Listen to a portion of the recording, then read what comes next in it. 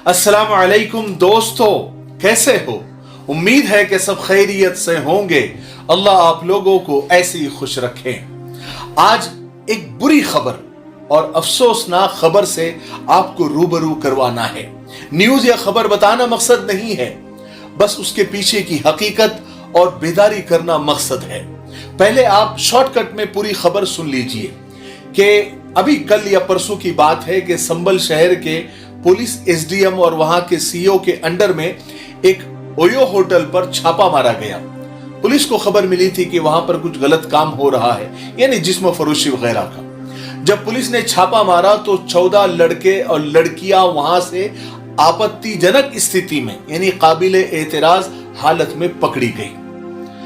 उस होटल के अंदर यानी उस सारे रूमों में यानी सारे कमरों में वहां पुलिस को प्रिकॉशन के लिए जो चीज इस्तेमाल की जाती है वो मिली, और वो गोलियां भी मिली जो हमल को रोकती है। हैरत यह है कि जब लड़कियां बाहर आई पुलिस की जीप में, जब उनको बिठाया जा रहा था तो अक्सर उसमें बुर्का पोश खवातीन नजर आई। और अगर खबरों की माने तो उन 14 में से 8 लड़कियां मुस्लिम बताई जा रही है जो स्कूल और कॉलेज में तालीम हासिल करती हैं। हालांकि इस पर यकीन करना जरा मुश्किल है कि बुर्का पहनी है तो मुस्लिम ही होगी।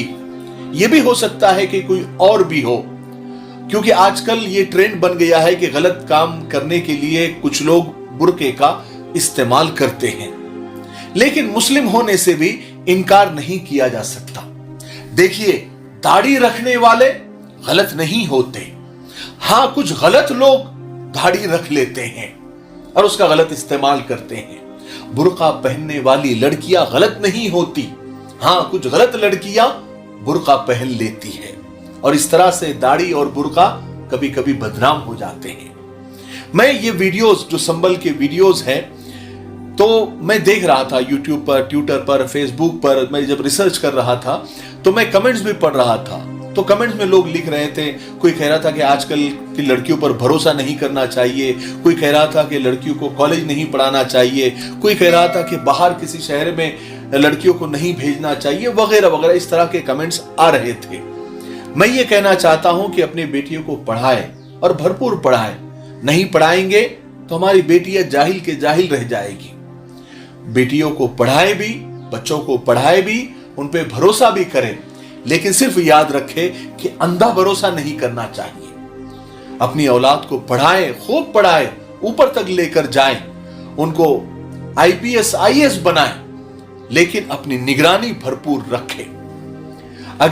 वरना ये औलाद पर अगर आप निगरानी नहीं रखेंगे और इनकी तरबियत नहीं करेंगे तो ये औलाद बेलगाम हो जाएगी।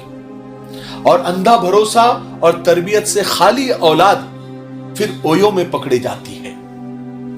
बच्चों पर भरोसा करें, लेकिन सावधानी के साथ, क्योंकि कभी कभी अपने दांत ही अपनी जबान को काट लेते हैं। याद रखें, दीनी तालीम से बेजार बच्चों पर जब माँ बाप अंधा भरोसा करते हैं तो फिर ये बच्चे साबित कर देते हैं कि सच में हमारे माँ बाप अंधे हैं। अरे, बात समझ में आई?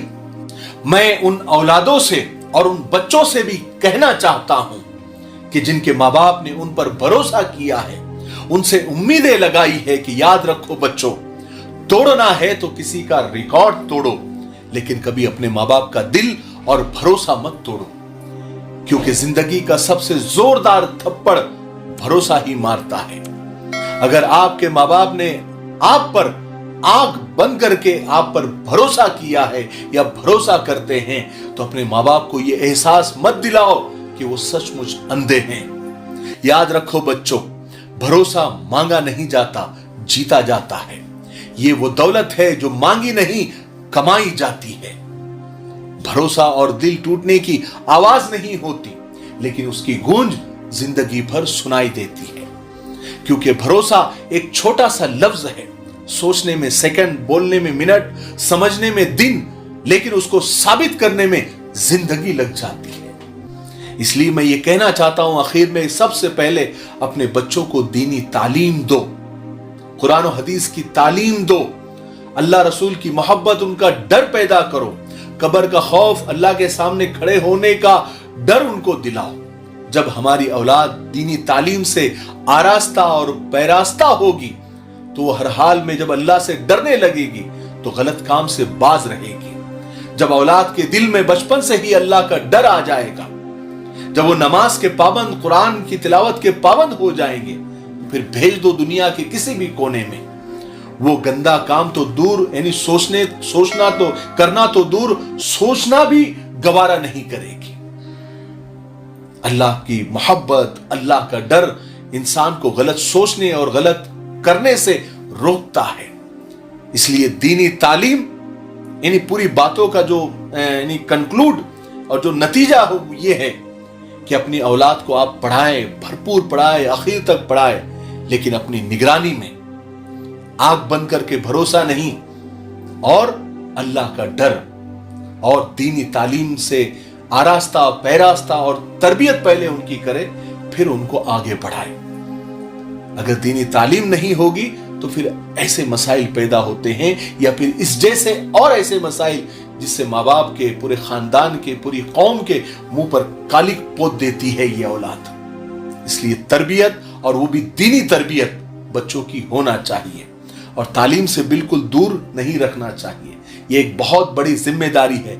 जैसे जॉब एक बहुत बड़ी जिम्मेदारी है, बिजनेस एक बहुत बड़ी जिम्मेदारी है, इसी तरह से औलाद की तरबियत और उनको पढ़ाना भी माँ बाप की सबसे बड़ी जिम्मेदारी है। पैदा करने को तो जानवर भी बच्चे पैदा कर देते हैं, पालने पोसने को तो जानवर भी अपने बच्चों को पाल लेते हैं, पोस लेते हैं। अगर हमने सिर्फ पैदा किया और पाला पोसा तो हमने जानवरों की बराबरी की, लेकिन अगर हमने तरबियत की और बच्चों को अच्छा पढ़ाया, लिखाया, उन्हें बुलंद मकाम अता किया, तब हमने इंसानों की बराबरी की, और औलाद के पैदा होने का मकसद जो था उसको हमने पूरा किया।